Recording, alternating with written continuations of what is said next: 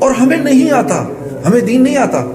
ورنہ اگر ہمیں دین واقعی آتا ہوتا تو آپ یقین کرو خدا کی قسم 2 رکعت نماز کافی تھی ہمارے تمام مسائل کے حل کے لیے. 2 رکعت نماز کافی ہے. اب کیونکہ دین نہیں آتا، کسی کی نماز میں کوئی کمی ہے، کسی کی نماز میں کوئی کمی ہے، کسی کی دعا میں کوئی کمی ہے، پھسی سی نماز ہے. ہاں یہ جو دل ہے ذرا غور سے سنیے گا، یہ دل جو ہے نا، اس دل کو 4 راستے جاتے ہیں. ایک یہ آنکھ ہے، ایک یہ کان ہے، ایک یہ زبان ہے، اور ایک یہ دماغ کی سوچیں ہیں. یہ 4 راستے ہیں جو دل تک جاتے ہیں. جو آنکھ کی حفاظت کرتا ہے، نہ محرم پر نظر پڑی جھکا لی ایک دم آنکھ، تو اللہ فرما رہے ہیں اگر تو نے ایسا کیا تو اسی لمحے میں تیرے پچھلے سارے گناہ معاف کر دوں گا. ایک نے آنکھ کی حفاظت کی، لیکن یہ حفاظت کیوں نہیں ہوتی؟ یہ 4 ٹن کے ٹرک کو تو بریک لگ جاتی ہے، آنکھ کو بریک کیوں نہیں لگتی؟ کیونکہ اس کی اندر سے بریکیں فیل ہیں. یہاں بریکیں فیل نہیں لگتی، کیا کریں؟ دوسرا ہے یہ کان، یہ آنکھ کو صحیح استعمال کر رہا ہے، کان کو صحیح استعمال کر رہا ہے، زبان کو صحیح استعمال کر رہا ہے، سوچیں پاکیزہ ہیں. اب یہ جب کھڑا ہوگا نا نماز میں، اللہ اکبر، اللہ کے ماں سوا سے فوراً کٹ جائے گا. نماز میں کیفیت کیوں نہیں بنتی؟ یہی تو وجہ ہے. آنکھ سارا وقت غلط دیکھ رہی ہے. باپ دیکھیے نا، یہ کافی ہے، ہاں بہت لذیذ سب کچھ، میری آنکھوں کے سامنے اس کے اندر نجاست کا ایک قطرہ بھی ڈل جائے، آپ بتائیں ہم پی سکتے ہیں اس کو؟ جیسے کبھی کبھار ہم کہہ دیتے ہیں کہ بھئی دین کے ساتھ دنیا بھی تو ضروری ہے، دین کے ساتھ دنیا بھی ضروری ہے. جنید صاحب میں زمزم بھی پیتا ہوں تو وڈکا بھی پیتا ہوں. میں نے پوچھا اس میں وڈکے میں زمزم ڈال کے تو نہیں پیتا کہیں تو کہ تھوڑی برکت آ جائے تیری وڈکا میں؟ میں مکے بھی جاتا ہوں جی، ویگس بھی جاتا ہوں. شاباش. میں نے کہا تیری بیوی نے کبھی تجھ سے کہا کہ میں تجھ سے بھی پیار کرتی ہوں اور ساتھ والے سے بھی کرتی ہوں؟ کیوں بری لگی یہ بات؟ اللہ کے ساتھ تو کر رہے ہیں، یا اللہ تیرے ہیں، شیطان بھی راضی اللہ بھی راضی. یہ سوچ ہم نے بدلنی ہے. اس بدقسمت سوچ کی وجہ یہ ہے اللہ سے تعلق کوئی نہیں ہے، اس سے محبت نہیں ہے. خدا کی قسم، کیا وہ اقبال نے کہا نا، 2 عالم سے کرتی ہے بیگانہ دل کو، عجب چیز ہے لذت آشنا. اللہ سے تھوڑا سا تعلق ہو جائے، اللہ سے تھوڑا سا تعلق بن جائے، آپ یقین کرو اللہ کی فرما برداری میں اتنا مزہ آتا ہے، اتنا مزہ آتا ہے. یہ جو اللہ کی نافرمانی کا جو مزہ ہے نا، یہ خارش، یہ وہ ہے جیسے خارش کا مزہ ہوتا ہے. کھجاتے رہو کھجاتے رہو کھجاتے رہو، ایک دن کھالی کاٹ دو گے. آپ یقین کرو، حضرت امیر معاویہ رضی اللہ تعالی عنہ فرماتے ہیں کہ لوگوں کو معاف کر کے مجھے اتنا مزہ آتا تھا، مجھے اتنا مزہ آتا تھا لوگوں کو معاف کر کے کہ مجھے خدشہ ہوتا تھا کہ کہیں اللہ مجھ سے اس کا اجر ہی نہ چھین لے. ارے فرما برداری کا بہت مزہ ہے، اس کا ایک بڑا سرور ہے. یہ تو مجھے پتہ ہی نہیں، اللہ سے تعلق ہی نہیں. ہم پر ایک ذمہ داری ہے.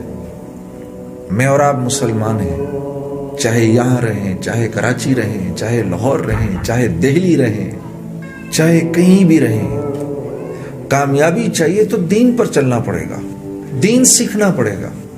اور دین سیکھنے کے لیے سب سے پہلے دل کا پیالہ خالی کرنا پڑے گا. اس بات کا احساس کرنا پڑے گا کہ مجھے کچھ نہیں آتا. سب سے پہلے اس بات کا احساس کرنا پڑے گا کہ مجھے کچھ نہیں آتا. تجربے سے بتا رہا ہوں، جتنا جتنا آپ آگے بڑھتے جائیں گے، آگے بڑھتے جائیں گے، آپ کو احساس ہوگا مجھے تو کچھ بھی نہیں آتا. تو دنیا کی لائن میں نا، دنیا کی لائن میں شیطان خوب کوشش کرواتا ہے، محنت کرواتا ہے. محنت کون کرتا ہے؟ جس کو اس بات کا احساس ہو کہ مجھے ابھی آتا کچھ نہیں.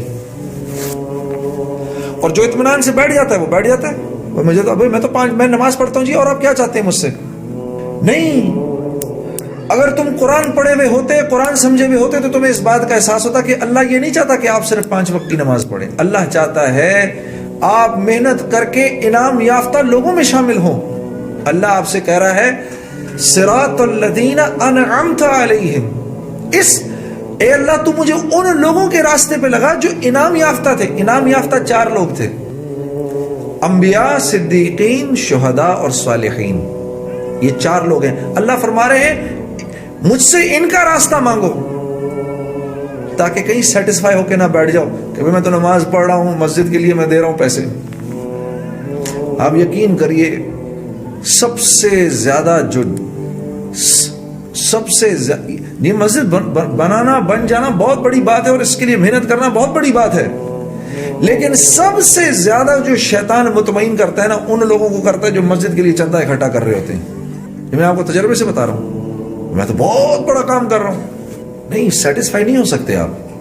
اور اتنی محنت کی، اتنے اخلاص سے سب کچھ کیا، مسجد بن گئی. 30 سال گزر گئے، اس مسجد کے پاس سے گزرتے ہوئے ساتھ والے کو کہا یہ جو مسجد ہے نا اس میں میرا بھی حصہ پڑا تھا. لو جی 30 سال کا اخلاص ختم ہو گیا، سب جتنا کمایا تھا سب گنوا کے بیٹھ گئے.